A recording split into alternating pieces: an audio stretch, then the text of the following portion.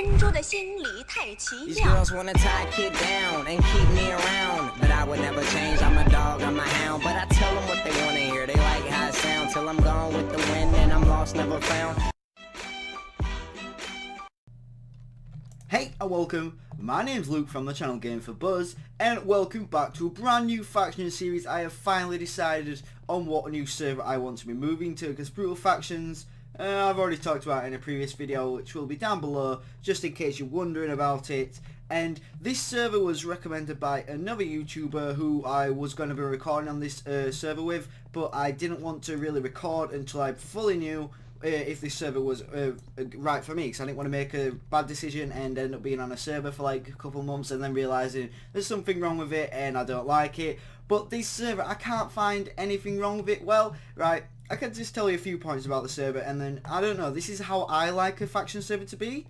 The factions is /f who, it's this old type of factions rather than the new one, and this factions plugin is the one that I basically grew up on Minecraft. Even before like 1.8 I was playing on this type of factions, and I just really like it because it's just simple. I know all the commands already. I don't need to do /ff claim one or whatever the command were for the other faction server. This is just /f claim, simple. And also there's no MCMMO. I didn't mind the old server I used to play on, like way back in the day, that I played on for like a year and a half before the server actually closed. It had MCMMO, but it was good because it had a cap on everything, which I liked. It couldn't just be some idiot with 1,000 axes who just smashes your armor in 4 hits.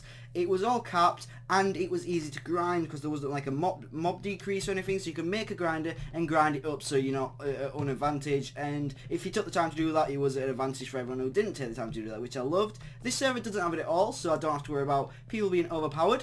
Also, the main thing I looked for on a new server since Brutal Factions was the kits, right? /warp donate, I think it's called. Yep, the ranks are expensive, $250 for diamond, but I saw a couple diamond rank people on, so I messaged them, talked to them for a bit, and they told me the highest kit is only prot 4, and I think I'm breaking 4 instead of breaking 3, but I'm not bothered, and as long as it's not like I'm breaking 50 and protection 50, I'm fine with it. You can get protection 5 only from crates, right? That's the thing I'm worried about. There could be people who just pump money into crates and then end up having insane armor. But, you know, if they want to spend the money on getting good armor, that's alright for them, because I'll just kill them and take it from them. And right now I have diamond and /kit start. Let's see, no, right, /kit start is the only kit I have access to because I'm not donated, and that's just the default kit. It's iron and a diamond sword, non-enchanted. So it's very basic stuff. I already have a whole bunch of stuff on me because I've been playing on this server for a couple of days now, and I already did find a raid while going out to make a base. Let me just show you my ender chest. I mean, I've got standard stuff. I just wanted to keep in here, like, you know, my cobblestone and wood, golden apples, diamonds. I got 7 witherheads, and I found them in a base that was on, these 7 witherheads was on top of diamond blocks, gold blocks, and iron blocks. And yeah, so I just mined them up, got loads of free diamonds, which is going to set me. I've got these, the supply crate leggings with prot, fire prot, blast prot, projectile prot, all at 4 with unbreaking 4 as well. So they're actually amazing. I need to repair them before I even use them though. Look at them, they're amazing. And they've got prot 2, we've got prot 4, unbreaking 3, very nice, and another prot 2, unbreaking 1. These are what I got from the raid, a coal blow, and you know, it's going to take a while to learn off by heart what all the ranks are. I mean, what's this? That's just coal. And I also, that isn't all I have. I do have a chest in the nether, because this episode we are going to be making our first base, because you know, you need a base to store stuff, or you can't progress, because if you can only hold 1 inventory of stuff, how are you going to progress? And if you die, then that's it, it's all gone. Right, so first things first, I've already picked out a spot in the nether. I was travelling for ages, that's how I found the raid with the diamonds and witherheads, etc, etc. Wither raiding is on. I mean, you'll learn with me all the different things about this server as you watch the videos, but I don't really know if I can explain absolutely everything in this video without missing a whole bunch of stuff out. So we're just going to go on with the episode now, and I'm already in the nether with a /home. /home's amazing. You do only get 1, that's the problem. The only reason I'd ever consider donating is if you get extra /homes. Right. So this isn't really my vault. I wouldn't call it my vault. I'd probably just call this an extended ender chest, just because I couldn't fit them in my ender chest and I didn't want to throw them away. Also, yeah, look at that. Obsidian bow, Yeah, very nice. 2 of them. And also the sword sharp 3, sharp 4, another sharp 4, and then a sharp 3. Which is absolutely amazing. And also the slash pot. Everyone on the server has access to slash pot. It's not doing anything. So you can just stack up your pots, which is very nice. I don't know how... I don't know if I'm really going to like it in PvP, because if someone just has like stacked up like a full stack, like 64 of every pot, and they can just keep spamming pots without any worry, I'm afraid that'll give them an advantage since though I don't have many pots, but we'll eventually get to that stage. Also, money on the economy on this server is absolutely amazing. I love it, right? Slash money, I've got 7,794, right? I started off with 200, and that is all from selling just bits and bobs, like the netherrack from travelling, selling some steak I've got from the raid. I sold a whole bunch of stuff. I also found a nether fortress and got some nether warts, so I'll be making nether wart farm. That's going to be my way of making money. For warp shop, it's actually a really nice shop. All the warps take 3 seconds, which is actually good, because 5 seconds, that's just you're just standing around too much, but 3 seconds, it still means you can't TP before someone hits you, because they'll be able to come up and hit you in 3 seconds, but, you know, it don't make you wait too long. So, right now, I've already looked around the shop loads, and it looks like this server is massive for spawners, right? You can buy all these different types of spawners, and every single thing that these spawners drop can be sold in bulk for absolutely loads. And right now, let's see if we can find, I mean, I don't think you can sell blaze rods at the bulk. Where's the bulk? It's upstairs. Am I going the right way? Is it... Oh, it's over this way. Okay, so let's just go over this way. So my educated guess for what people on this server are selling are the stuff at bulk. Because obviously if they want to sell loads of it, the admins or the owner or whatever has made a bulk sign for it. So this looks like to be all the farms. I mean, oh, these are all buy. Oh, these are sell. Why would you buy? I don't know. I guess people want to buy them for farms, I guess. I'd rather just mine it myself rather than spending all my money. But anyways, so you can sell like the basic ores and stuff, I guess. And then there's like string. I'm just going to look at the bottom. All the top, it'll just be like times by the same amount. So let's just look at the bottom prices. 1664, 420, and what's that then?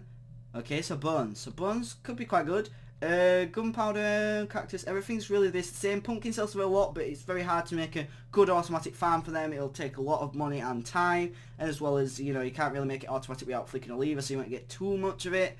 Ender pearls looks good for selling, which is convenient because I have a lot. I don't know if I'm going to sell much though.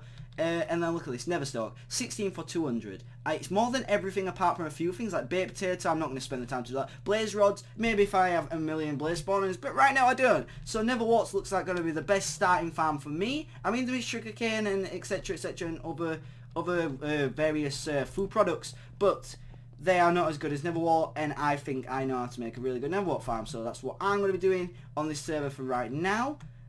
What else? There's a whole bunch of stuff that you can sell really easily. Just if you don't want to keep it in your base, probably come to the shop because it is worth selling. So I think I've done like a basic tour of the server in the first episode. I mean, you'll learn more as the episodes go through, like I said.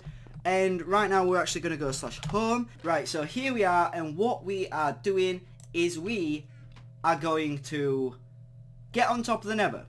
Right, I've already travelled out a fair bit. Look at my coordinates. You know, decent coordinates, but it's just a lot of time to mine through all the netherrack. And I had like 3 efficiency picks from a raid. They're all efficiency free, but that's all you need for netherracks. It's still instant.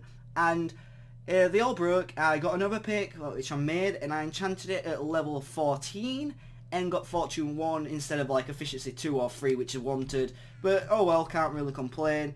And we're going to get on top of the Nether. If you don't know how to get on top of the Nether, it's basically just finding the right amount of generated bedrock at the top. There are 5 levels of bedrock, 5th being the flat one that covers absolutely everything, and the others vary. So this is the 1st layer, the 2nd layer, the 3rd layer, the 4th layer, and that's the 5th layer. The key to getting top of the base is finding 5th layers open, well, 4th layer gaps underneath 5th layer, like here. This is perfect, and it also needs to be on a block like it also needs to be on a 3rd layer, so you can stand on that block and then your head suffocated in the 5th layer, but you can jump and ender pearl again. Right, I've already been on top of the Nether just to test if it works, because I didn't want to make a whole episode of me getting on the Nether if it doesn't work. And it worked. I did it first time. I thought, right, I'm not going to risk it. I put 4 ender pearls in my inventory and nothing else. Not any regen potions or anything like I've got now. Not any lava buckets to do the whole swim up tactic if you don't know what that is. And although it probably will kill me, I'm only in damage. You know what? I'm not going to do that. Because I don't have fire resistance. Nah. I could buy fire resistance if I'm struggling. You know what, we're just going to get into it. We're just going to do it because I'm going to put my pick away because I don't want to lose my only diamond pick because, you know, it could come in handy. We're just going to go, basically, all you need to do is make it that spot. I mean, if I end up here, it doesn't work because it's too close, so you've got to find good generated chunks that basically make a path for you to go as far back as possible and throw it onto that block. So there we go. We're here. Oh, probably should have drank regen. This is what I did last time, just because I forgot regen, but then I actually forgot to drink it like an idiot. I actually had to log, and when you join back on the server. I mean, this server right now, it's not very populated, because that's basically, in America, it's like 2 AM. It's early morning in the UK for me, so there's really not many Americans on, which I guess is the main people who play on this server. But on prime time, there is quite a lot. And then you jump, and pearl, and there you go. Did it? Absolutely amazing. I didn't think I'd do it on camera first try. I did it first try on my own, but I didn't think I'd do it on camera. Right, so that's perfect. I don't need to like try and do it off camera or anything. First try. It's basically that simple. I mean, you could log just so when you log back in, you take like 2 seconds of not being damaged, which really helps with the aiming. You just jump calmly, just throw it, and then wait till it lands and you're out. And basically right now, I'm just going to go insane coordinates and then probably never portal back. And also, I did ask a super helper, I think he was labelled as, on this server, if going on top of the nether is allowed. He said there's no rules against it, so just to check out, like, so if I was to get up there to travel, it would be okay. And he was like, yes, I don't see why not. So I'm like, alright, nice. And I'm actually going to throw it on screen just so there's no one, like, watching this video going, oh my god, you're a cheater. Yeah, here it is. And also a good thing about this server, without donating, you can do slash back. So I'm going to slash home, get some speed pots ready to travel, and slash back. I mean, that's amazing, because if I couldn't do slash back, then basically I'd have to try and bring my stuff up there, or all by, you know, risking doing the ender pearl glitch again, and then probably lose all my stuff if I fail once. So I'm just going to take all my speeds, I don't really care about using them, slash back on top of the nether, and away we go. I'm going to leave this chest here just as like an extra inventory, just so no one really like messes with me and like takes all my stuff. So which direction do I want to travel? You know what, I'll figure that out. Drink up speed and we're going this way. I mean, stacked speed pots is nice just so you don't have to like keep stopping sprinting just to, you know, getting everyone on your hotbar. So I mean, I like this slash pot, but I'm not really too sure how it'll be in PvP. Again, I guess we'll just see. Also, this is a weird server, as your hunger, as you can see, it shows that it's regenerated, but it almost always hasn't, because I don't know why that is. It's also, I don't know what to call this. I actually don't know, and I'm sorry. I don't know if it's 1.8, if it's like a type of 1.8, like an old type or whatever, but there is the old enchanting where it doesn't show you what you're going to get, so you can't really just pick out prop, pick out sharpness, and build up like god stuff. It's going to be really hard, because 30 levels, you do a 30 level enchant, you're back to level 0, the old way of enchanting. I mean, I really love the new way, because it was so much easier to get god armor, but I guess this way it's more challenging, and it kind of tempts me more to find raids to actually get loot that way rather than building it myself, because it's going to be so hard. I'm going to have to get level 30, try something, probably get fire prot or something stupid like that, knowing me, and then get level 30 again, and it's going to be a big pain unless I raid people and take theirs, which I think is kind of going to be the thing I'm going to be doing this season. Normally I travel off camera, but the reason I'm traveling on camera is because I want to talk a little bit and explain how this series is going. This episode is not going to be posted the same day, probably not even posted the same week as when I'm making it. So this episode, and probably many more after this, are all pre-recorded. So what I'm going to be doing, because they're pre-recorded, is I'm going to be trying getting built up as good as possible, and then when I finally upload all the pre-recorded videos, and I'm up to doing live videos that I'm doing, and then it's a glass bottle. It's 2 glass bottles. Like I was saying, when it gets to the point where I'm recording it and then uploading the same day, I will be stacked. That's the plan. So for those of you who are thinking, oh my god, you're an idiot, you showed your coordinates while showing us your extended inventory, or whatever I want to call it, like a vault or whatever.